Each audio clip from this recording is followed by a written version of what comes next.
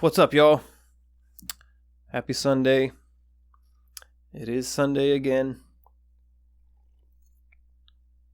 It's the end of the weekend, and I spent the weekend this weekend with my son, and last night, so for as long as I can remember, I've always read bedtime stories to my son. And we've read all types of things from, simple kids books to like picture books and, small short chapter books and things like that. And I have already at one point read to him The Hobbit, which he thoroughly enjoyed. And I have also attempted to read The Lord of the Rings to him, which I realized is difficult for him, just in the sense that Lord of the Rings is not written as a kid's book. It's not a children's book, as The Hobbit is. Plus, he tends to fall asleep pretty quickly when I'm reading to him, so it's hard for him to follow along with the story. Which is just totally fine. Like I say, it's not written as a children's book, but. So we've already read The Hobbit, and we were looking at books to read last night, and we decided we were going to start rereading The Hobbit. And so anyways, we were reading, and he falls asleep, and I'm just sitting there thumbing through the book a little bit, and come to the last chapter, and the last section of the last chapter, and just was reminded again, like, how much I like that chapter and how much I like that last section, like the ending of the book. And I thought it would be cool if I read that to you. It's been an important book for me as far as like developing my love of reading. Up until that point, I had only ever read books because teachers had told me to read them. Like Hatchet and My Side of the Mountain and things like that. Things that you read when you're in elementary school. But I remember the day that I picked this book up off of the shelf in the library. I think I was in 3rd grade. So I was probably like 7 or 8, around Ocean's age. And was just kind of taken, what's the right word? I was drawn to the book. It was the copy that they had in the library was this dark green leather-bound book that had gold, what is it called? Filigree on the spine. And I opened it up and there's runes everywhere. I didn't even know what runes were, but they looked really mysterious to me. And then there's the map with the dragon and everything. So I was like, oh, okay, this is a book I want to read. So I took it home and read through it very quickly because I was just enamored by it, once I got into it. And that kind of jump-started my love of reading, because I realized at that point that there were books that I could read if I wanted to, that I was not conscripted to read, right? Books that I could read on my own that I might really like, and that was one that I really liked. So when I had the chance to read that story to my son, it was like a big deal for me. And he loves the story and the book and everything. So that's been really cool. But so we were reading through it, and anyways, I wanted to read this last chapter to you. Not the whole chapter, but just like the last page and a half. Not to give the book or the ending of the book away, but like, this book's been out since 30 something. When did this come out? 38 or 37? Yeah, 1937. So you've had plenty of time to read this book. So I don't feel bad about reading the ending to you. It's a good story. You should read it. Anyways. This is the last chapter. It's chapter 19, and it's called The Last Stage.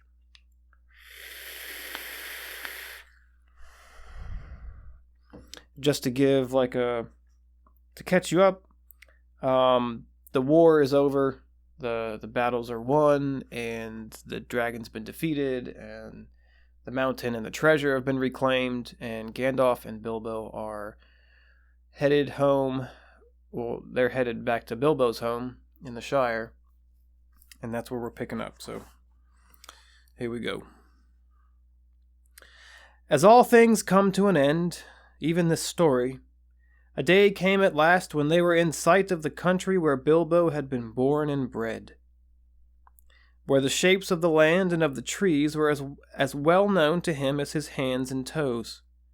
Coming to a rise, he could see his own hill in the distance, and he stopped suddenly and said, "Roads go ever, ever on, over rock and under tree, by caves where never sun has shone, by streams that never find the sea, over snow by winter sown, and through the merry flowers of June, over grass and over stone, and under mountains in the moon. Roads go ever, ever on, under cloud and under star, yet feet that wandering have gone turn at last to home afar. Eyes that fire and sword have seen, and horror in the halls of stone, look at last on meadows green, and trees and hills they long have known." Gandalf looked at him. "My dear Bilbo," he said, "something is the matter with you. You are not the hobbit that you were." And so they crossed the bridge and passed the mill by the river, and came right back to Bilbo's own door. "Bless me, what's going on?" he cried. There was a great commotion, and people of all sorts, respectable and unrespectable, were thick round the door, and many were going in and out, not even wiping their feet on the mat, as Bilbo noticed with annoyance. If he was surprised, they were more surprised still. He had arrived back in the middle of an auction. There was a large notice in black and red hung on the gate, stating that on June the 22nd, Messrs. Grubb, and Burrows would sell by auction the effects of the late Bilbo Baggins, Esquire, of Bag End, Underhill, Hobbiton. Sale to commence at 10 o'clock sharp. It was now nearly lunchtime, and most of the things had already been sold, for various prices from next to nothing to old songs, as is not unusual at auctions. Bilbo's cousins, the Sackville Bagginses, were, in fact, busy measuring his rooms to see if their own furniture would fit. In short, Bilbo was presumed dead, and not everybody that said so was sorry to find the presumption wrong. The return of Mr. Bilbo Baggins created quite a disturbance, both under the hill and over the hill and across the water. It was a great deal more than a 9 days' wonder.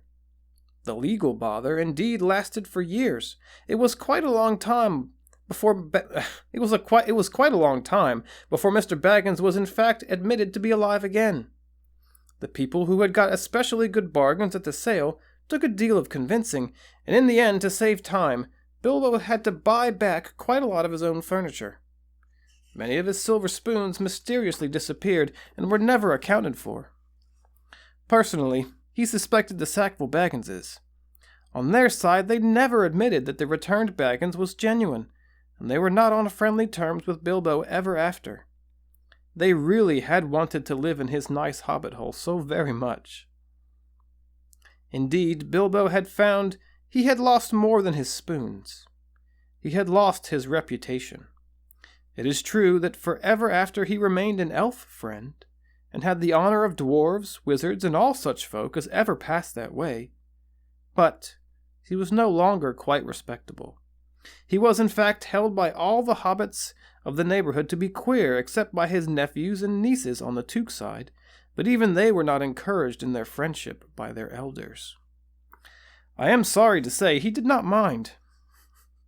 He was quite content, and the sound of the kettle on his hearth was ever after more musical than it had ever been in the quiet days before the unexpected party.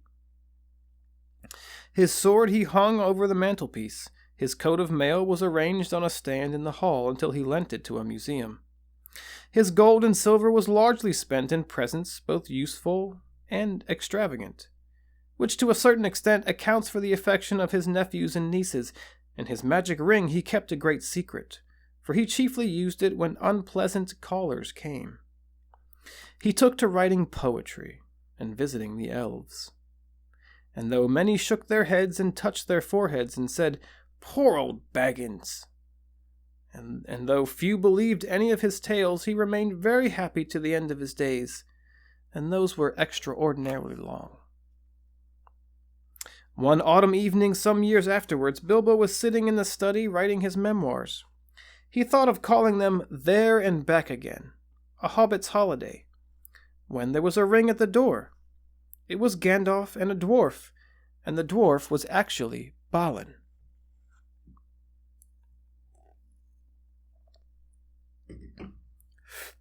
Come in," said Bilbo, and soon they were settled in chairs by the fire. If Balin noticed that Mr. Baggins's waistcoat was more extensive and had real gold buttons, Bilbo also noticed that Balin's beard was several inches longer, and his jeweled belt was of great magnificence. They fell to talking of their times together, of course, and Bilbo asked how things were going in the lands of the mountain. It seemed they were going very well. Bard had rebuilt the town and dale, and men had gathered to him from the lake, and from south and west, and all the valley had become tilled again and rich, and the desolation was now filled with birds and blossoms in spring, and fruit and feasting in autumn. And Lake Town was refounded and was more prosperous than ever, and much wealth went up and down the running river, and there was friendship in those parts between elves and dwarves and men. The old master had come to a bad end. Bard had given him much gold for the help of the lake people, but being of the kind that easily catches such disease, he fell under the dragon's sickness, and took most of the gold and fled with it, and died of starvation in the waste, deserted by his companions. "The new master is of wiser kind," said Balin, "and very popular, for, of course, he gets most of the credit for the present prosperity. They are making songs which say that in his day the rivers run with gold." "Then the prophecies of the old songs have turned out to be true, after a fashion," said Bilbo. "Of course," said Gandalf, "and why should not they prove true? Surely, you don't disbelieve the prophecies just because you had a hand in bringing them about? You don't really suppose, do you, that all your adventures and escapes were managed by mere luck, just for your sole benefit? You are a very fine person, Mr. Baggins, and I am very fond of you. But you are only quite a little fellow in a wide world after all." "Thank goodness," said Bilbo, laughing, and handed him the tobacco jar. And that's the end of The Hobbit. And I always thought those last little bits there about what Gandalf says to Bilbo about not disbelieving the prophecies just because you had a hand in bringing them about seems to maybe echo other things in human history.